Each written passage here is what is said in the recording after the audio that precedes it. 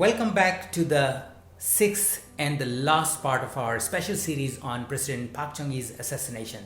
This is Sanjay Sharma and you are tuned to our special program Reading Korean Rhythm. In our previous 5 parts, we talked about various things: assassination attempts on President Park's life, the profiles of the people involved in the incident, the critical factors behind the incident, the details of the assassination and the aftermath. Let's conclude the series examining together the final 2 questions posed last time: whether it was realistic to expect the democratization after the assassination as Kim Jae-Kyu intended or claimed, and secondly, if this mayhem could have been averted. So let's start with question number 1. A hypothetical yet meaningful answer to the first question might lie in another question, namely, who filled this power vacuum in the end? It was neither the chief of KCIA nor the chief of army staff, who was the most powerful person in the absence of President Park, but instead it was a subordinate commander of Security Command, Major General Chung, who, despite being nowhere in the picture until he was ordered to investigate the incident, succeeded in becoming the next president. Let's examine quickly how he did it.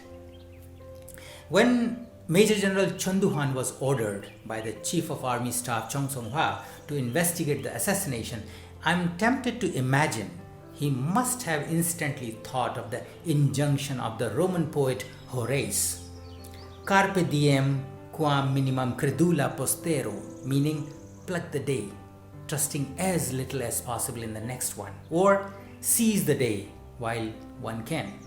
He knew it was his moment, and he could be the biggest beneficiary if he maintained presence of mind and thought through carefully. He created a powerful joint investigation headquarters, and on 27th October, the next day, invited Chief of the National Police, Attorney General, KCIA Deputy Chief of Foreign Affairs, and KCIA Deputy Chief of Domestic Affairs to inform them of the president's death. So until now, these people were not informed. An interesting detail here is that before letting them all enter the gate, he had them thoroughly searched to avoid any surprises. He took control of the KCIA, once a formidable agency, now itself under investigation for the crime. Following his smart plan, amidst all the investigations, in the following month, on 12th December, ignoring the need for authorization from President Jae-Kyu, he arrested the Chief of Army Staff Chung Song-hwa on charges of conspiring with KCIA Chief Kim Jae-Kyu to assassinate the president. By doing so, he killed 2 birds with 1 stone, and by the following morning, he became the de facto leader of the country, with full support of his batchmates from Korean Military Academy. He belonged to the 11th batch, and the powerful private club of military officials called Hanaohe. In the true Carpe Diem spirit, he seized power to become the next president of Korea in the coup d'etat of 12th December 1979, known as Shibi Shibi Kunsa Phallan. Now, here is the question for you. Do you think his decisions demonstrate that leadership skills are not necessarily tied to one's affiliation or status in an organization, ideology, or luck, but are about the presence of mind, competency, and caliber in making a judicious judgment within the time constraints, coupled with superior people's skill? A complete package that transformed Major General Chung Doo-han into the President Chung Doo-han. Now let's dissect if KCIA Chief Kim Jae-Kyu had any probability of doing what Major General Chung Doo-han did. Based on details, Kim Jae-Kyu seemingly had 2 critical advantages, that is, location and bond with the top brass in the military. Let's dig deeper. First advantage, location. There are 2 locations. The location of the assassination, Angka, or the safe house, was under absolute control of KCIA and could have been redesigned for any type of storyline. In the absence of the president, Security Chief Cha Ji-chul, and all other bodyguards, if KCIA Chief Kim Jae-Kyu had any intention to lie to grab the power for whatever objective, it seems quite realistic that the top echelon in the military and state council, without much ifs and buts, would have bought the fabricated story that some of the bad apples within the establishment committed the crime, especially when Kim Jae-Kyu had Chief of Army Staff Chung Sung-hwa and Presidential Secretary Kim Kyo-won by his side in the presidential compound at the time of the assassination. Even more interesting is that many believe and argue that given Security Chief Cha Ji-chul's well-known insatiable thirst for power, authority and limitless access to the president, even he could have been named easily as the culprit. Think about it for a moment.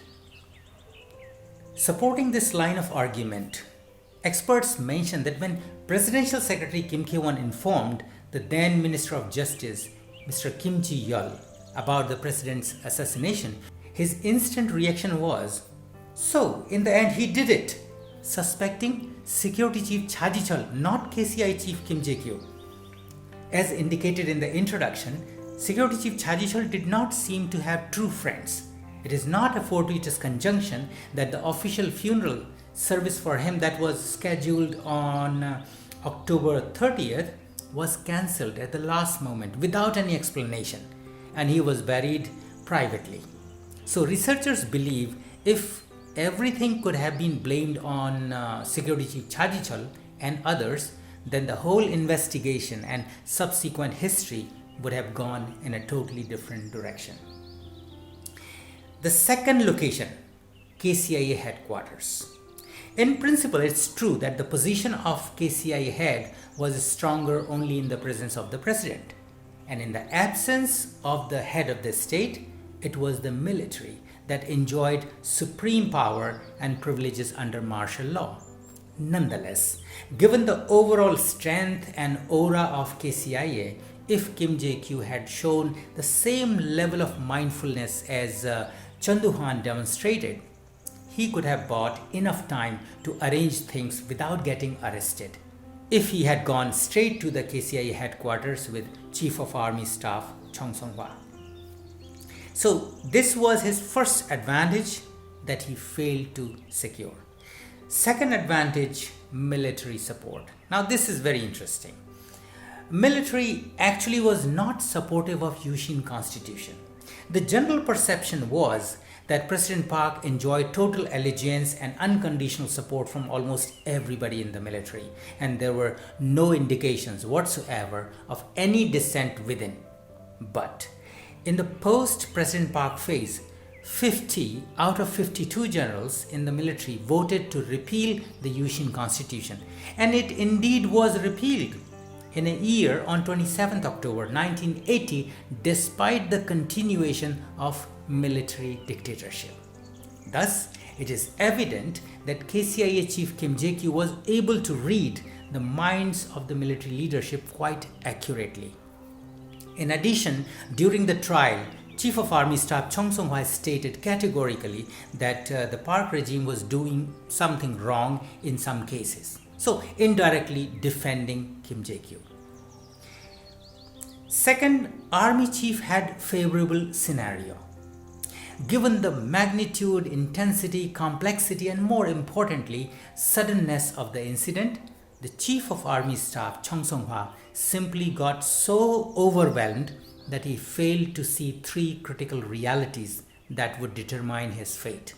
First, after the death of President Park and his security chief Cha Ji-chul, who virtually became the second in command, Chief of Army Staff was the most powerful person in South Korea as the general in charge of martial law.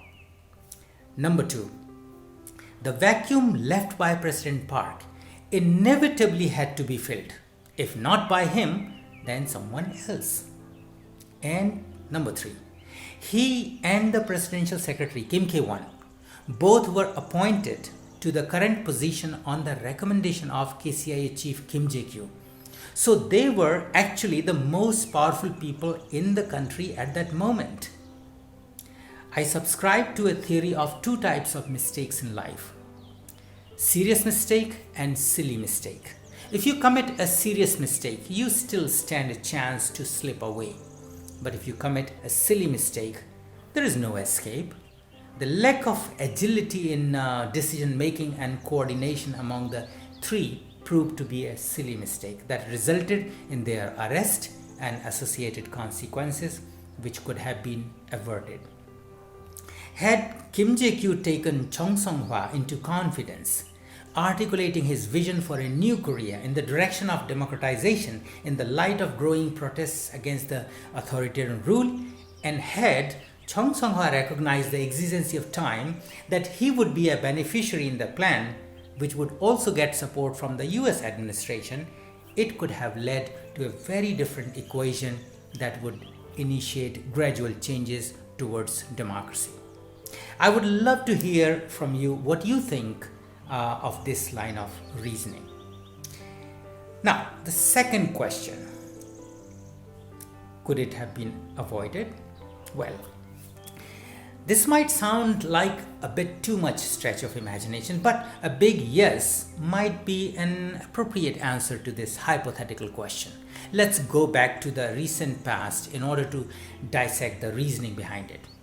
Our story reveals that the immediate reason for this assassination was the ongoing sustained efforts of the Security Chief Cha Ji-chul, the trusted advisor and commander of the president, to portray KCIA Chief Kim Jae-Kyu as an incompetent person and unworthy of his position in the administration. So in other words, it was a kind of like ego tussle story. Prior to Security Chief Cha Ji-chul, the chief bodyguard was Park Chung-gyu, also known as Pistol Park, who also enjoyed ditto status as president's right hand for almost 13 years since the coup of 1961. But eventually, he had to leave in the wake of the assassination of the First Lady. After Park Chung-gyu's departure, the name of Oh Jung-gun, a Marine who headed the tank battalion during the coup of 1961 and who later served as lawmaker, was proposed to President Park, who accepted and informed him to prepare for this assignment. But the following morning, most in the establishments were taken aback when President Park unexpectedly informed of the appointment of Cha Ji-chul as his next security chief. It later came to the light that President Park's son-in-law, Mr. Han Byung-gi, had reminded him of the First Lady's recommendation of Security Chief Cha Ji-chul for the position, believing that such a virtuous person would be the best aid to her husband. Well, back to the question. Given the differences in their personalities, experts believe that if President Park had named Oh Jung-gun as his new security chief, his assassination, or this particular assassination, would have been out of syllabus. I wonder if you too subscribe to this explanation. If you enjoyed this episode and learned something new about Korea, please share it widely and subscribe to this channel. As a follow-up, a global panel discussion for students, researchers of Korean affairs is scheduled sometime in the mid-October 2021. We plan to accommodate a select few participants based on their insightful comments and reflections on the management questions in this episode. If you are keen to join, please feel free to email me. So until we are back with a fresh theme, take good care and enjoy watching other episodes of our Reading Korean Rhythm series. This is Sanjay Sharma. 안녕히 계세요.